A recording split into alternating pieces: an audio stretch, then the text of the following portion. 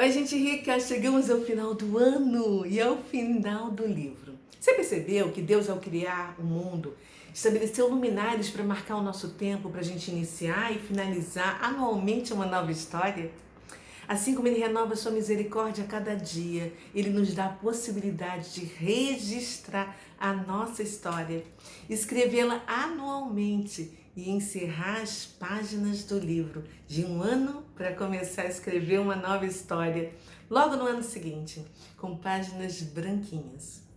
Pare um minuto para refletir, sabe? Qual foi a história que você escreveu nesse ano de 2021? Todo ser humano carrega uma memória do Éden e tem uma saudade daquilo que ainda não viveu. Me conte qual foi a história que você encerrou esse ano. É de alegria? De tristeza? De descobertas? De inspiração? De amor? De conversão? De testemunho? De perdão? De descobertas? De exortação?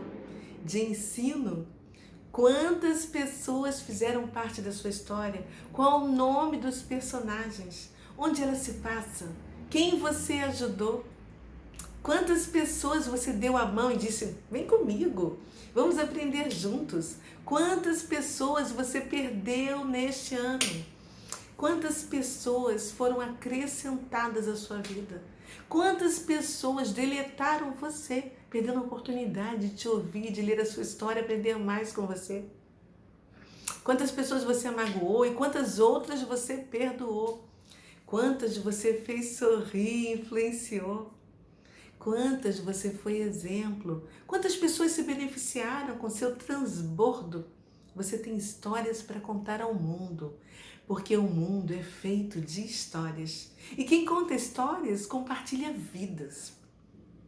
Eu não sei se você entende o real significado de legado. Para você não ficar com dúvidas, eu vou contar para você, tá? Anote no seu caderninho. Legado não tem nada a ver com a sua expertise ou com a sua capacidade de acumular riquezas para deixar para os seus descendentes.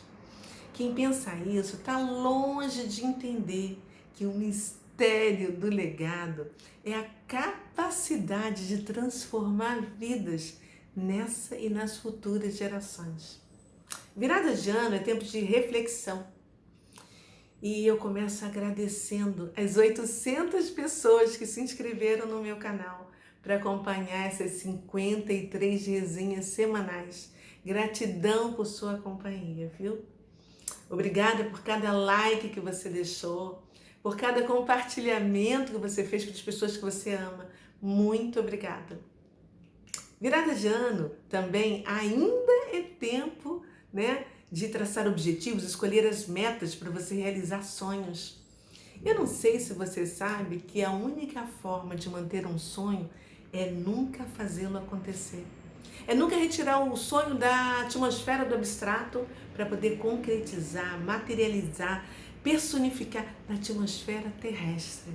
É por isso que dizem que o cemitério é o lugar mais rico de toda a Terra. É o lugar do tesouro do elo perdido. Você ainda tem o privilégio de ouvir aquele que tem a verdade e deseja que você tenha vida e vida em abundância. E mesmo que os seus familiares, os seus amores, os seus amigos abandonem você, ele jamais te abandonará. Leia em Isaías, no capítulo 49, dos versículos 13 a 16, se não me engano. Pois é. Rolf Schmidt diz que ideias podem surgir em qualquer lugar, a qualquer momento. O problema é que as anotações mentais, né, é que a tinta se apaga rápido demais. Entendeu o significado dessas palavras do Rolf para a sua vida? Então pare de procrastinar, de ter medo. Enfrente os leões da vida. Como o personagem do último livro que eu li, né, que foi O Peregrino. E ele enfrentou os leões apesar do medo. Seja assim, siga a voz do pastor do Salmo 23 e cuidado com a voz do mundo, que não existe ninguém na terra com toda a verdade, por melhor, mais inteligente, mais profeta, mais sábio que pareça ser, que tenha toda a verdade. Siga a palavra. valide a sua experiência com Deus. Porque nós só somos todos iguais em relação ao que diz a nossa Constituição Federal, que foi promulgada no dia 5 de outubro de 1988, no parágrafo 5º. Fora isso, somos pessoas únicas, cada um guardando a sua identidade divina com Deus através do seu DNA, guardando através dos atributos que conferem a nós a imagem conforme a semelhança dele. E a nossa digital, você tem noção dessa prova aqui de unicidade? Não existe no mundo outra digital igual à minha ou igual à sua. Isso significa que essa particularidade confirma a nossa singularidade, a nossa individualidade. Você sabe o que significa a nossa digital? É a assinatura de Deus em nós, que somos obra-prima que Ele criou. Cada artista que pinta um quadro deixa a sua assinatura lá. Nenhum artista pinta 2 quadros iguais. Da Vinci até tentou, pintar 2 Giocondas, Uma está lá no Louvre, em Paris, e a outra está no National Gallery de Londres. Mas as Giocondas são distintas, apesar de irmãs gêmeas univitelinas, pois até mesmo os gêmeos idênticos que fizeram parte do mesmo óvulo, divididos com a mesma carga genética em 2 óvulos, eles têm a digital diferente, porque os desenhos foram formados pela força intrauterina na gravidez.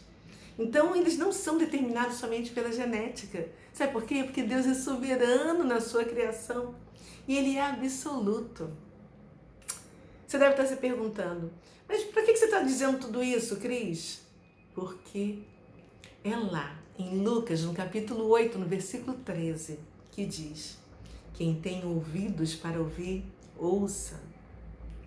Entenda que o seu canal com Deus é único. Ele é a fonte. Não deixe ninguém dar pitacos e dizer para você o que e como você deve fazer. Atente sim, logicamente, aceite, a direção do caminho, das pessoas que já trilharam e que chegaram ao lugar onde você quer conquistar, quer chegar. Lembre-se de seguir apenas pessoas com visão, não com títulos, tá?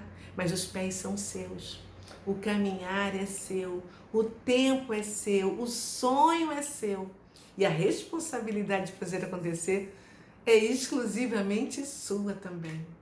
Deus se move com quem se move. A ousadia se forma com talento, poder e magia. Isso quem disse foi Johann Wolfgang von Goethe, uma das figuras mais importantes da literatura alemã.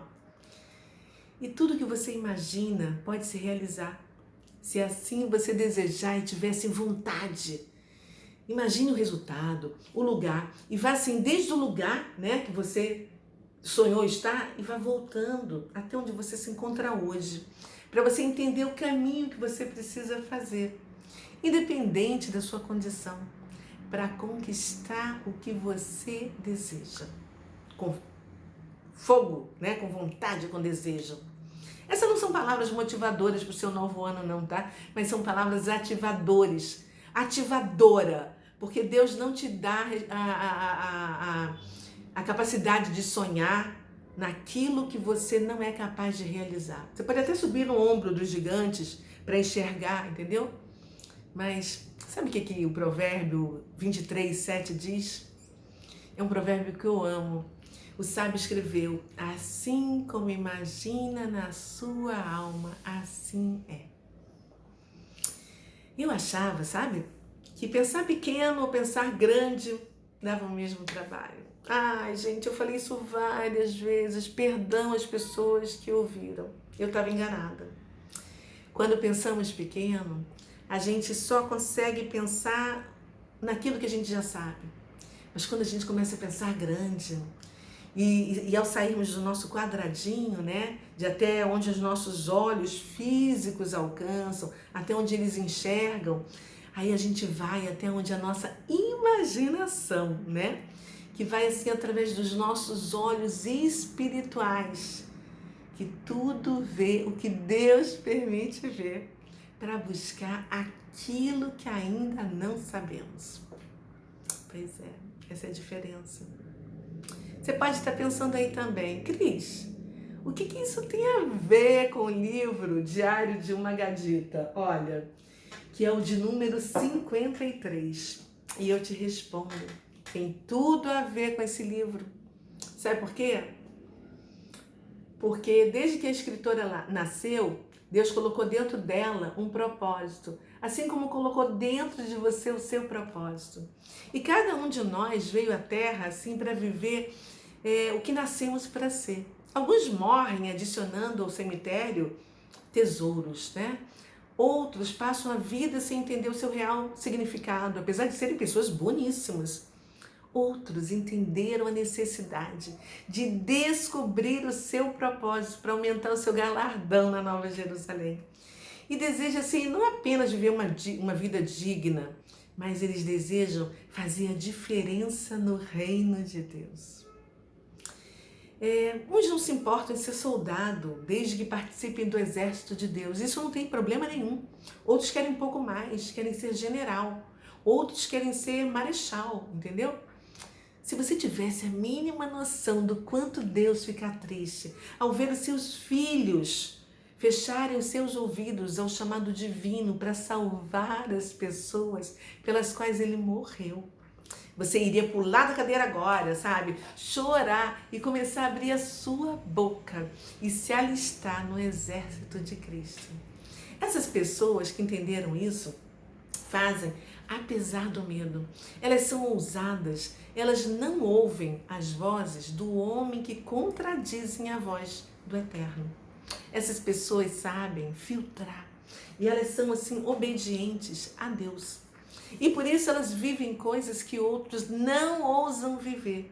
E elas escrevem livros, elas fazem lives, elas criam vídeos, elas lançam sementes no mundo, transbordando as suas histórias para alcançar pessoas que elas jamais vão conhecer, para ampliar a visão dos outros, para instalar insights, pílulas, códigos, fechar quebra-cabeça, juntar pecinhas do Lego e materializar o que até então apenas se encontrava no mundo invisível. Entendeu? Pois é. Foi isso que aconteceu com a autora desse livro. Certo dia ela ouviu a voz de Deus falar que ela ia pisar na terra que emana leite e mel. E ela acreditou. Apesar de que naquela época ela não tinha condições financeiras, naquele momento, para fazer tal viagem. Mas ela se viu lá. Ela, usou os olhos espirituais que Deus colocou dentro dela como ferramenta. Ela sentiu que não era para ir assim em nenhuma excursão, entendeu? Porque quem a convidou seria o seu guia. Ela sabia apenas que estaria lá naquele ano. E ela não ficou desesperada com como, né? Ela marcou a data de ida e de volta, isso é super importante, com todos os dias de férias que ela tinha. Quando ela, contou aquele sonho que o Senhor permitiu que ela sonhasse, muitas pessoas não acreditaram nela. Outras tentaram fazê-la desistir do sonho. Outros se envergonharam da maneira como ela buscou os recursos para concretizar aquele sonho. Tem um vídeo, isso mesmo. Eu vou deixar aqui em algum lugar para você entender o que significa ouvir a voz de Deus e entender o que a escritora desse livro passou para vivenciar essa primeira experiência de vida, que assim abriu as portas, né, para revelar o seu propósito de vida que está em pleno desenvolvimento. Você já ouviu a voz de Deus? Se ainda não ouviu, a dica é silenciar para poder discernir a voz dele, da voz da multidão e da voz da sua alma também. A palavra dele não volta atrás, porque Deus não é homem para que minta, nem filho do homem para que se arrependa. E quando ele diz não fará, quando você ouvir, prepare-se, porque vai acontecer. A não ser que você não queira, né? Porque aí é diferente. Porque Deus deu o controle para você, o livre-arbítrio.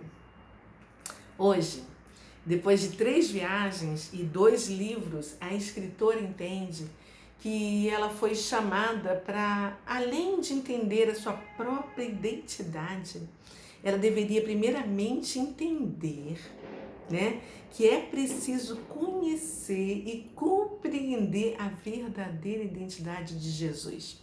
Ele não é brasileiro como a gente costuma dizer, ai, Deus é brasileiro. Ele também não é americano, branquinho, de olhos azuis. Ele não é católico e nem é evangélico. Ele não veio por mim e nem por você, mas morreu por mim e por você e por todos aqueles que o aceitarem e abrirem a porta para ele entrar. Saiba que ele não tem religião, ele é apenas um judeu e que não voltará para os braços do Cristo Redentor no Rio de Janeiro, nem vai para a cidade do Vaticano, em Roma, nem vai para o Monte de Saint-Michel, na França, nem tampouco para as colinas de Hollywood, nos Estados Unidos. Ele vai descer no Monte das Oliveiras, que fica a leste de Jerusalém.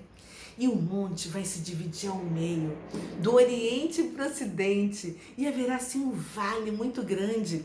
E metade do monte vai ser assim retirado para o norte e a outra metade para o sul. Leia Zacarias, lá no capítulo 14, para você entender. Sabe por quê?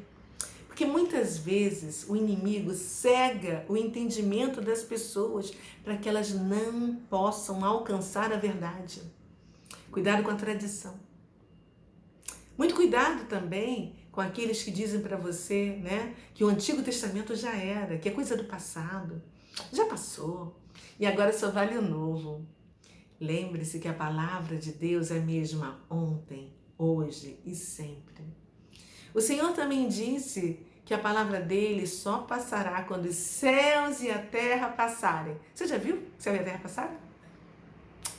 Mas as pessoas só costumam ler Mateus, no capítulo 5, só o versículo 17. E esquecem que essa informação vai até o versículo 19. Leia. Não ache com a sua mente ocidental que tudo já se cumpriu em Cristo. Imagine agora o Mar da Galileia. Se você ainda não foi a Israel, você já viu com certeza algum filme, né, em algum livro, né? Imagine o Senhor pegando você pelas suas mãos e levando você até a beira da água. E ao pisar dentro daquele lago, você vai assim escorregando, porque tem muitas pedras roliças e outras pontiagudas. A água é doce, não é salgada, porque como o mar, entendeu? Mas vem de um rio que desce do Monte Hermon e de outras nascentes, lá no norte de Israel, e que formam um lago, que é conhecido como o Mar da Galileia. Vamos fazer assim uma analogia com o conhecimento, né, que vai sendo acrescentado diretamente da fonte. O que a escritora jamais teria recebido se ela não obedecesse à voz de Deus.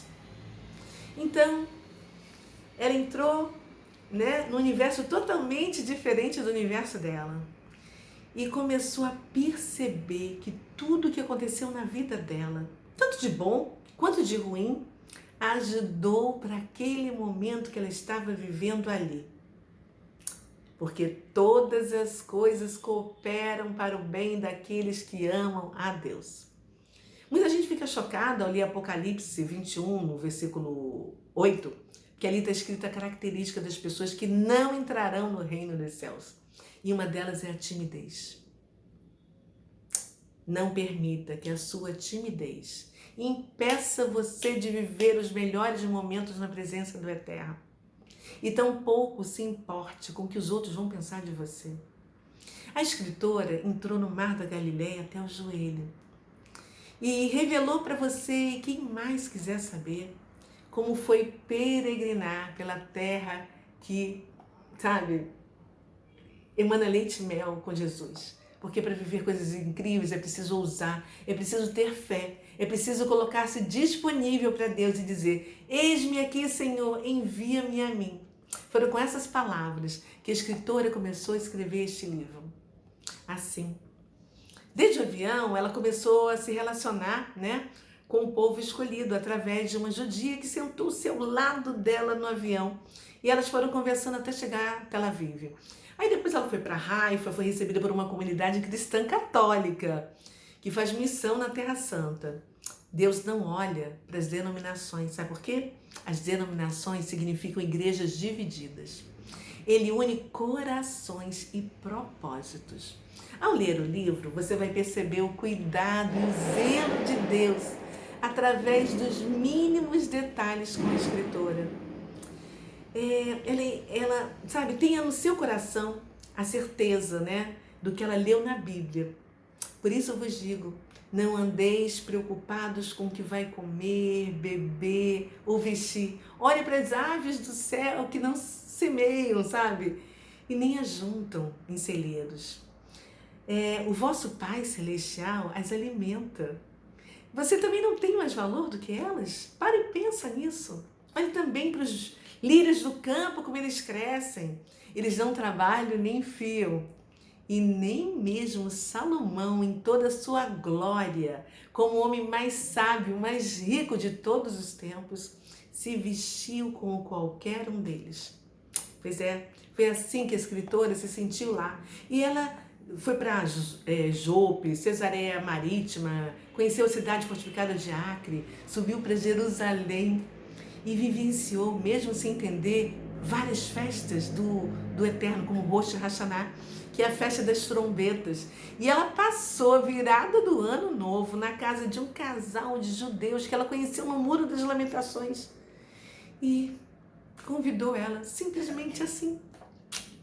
Ela viajou depois para Belém, para Nazaré, para Caná e entendeu o significado do Shabat e a sua importância para o Eterno como um dia abençoado e santificado para a reposição das energias, da celebração da vida e a criação do mundo.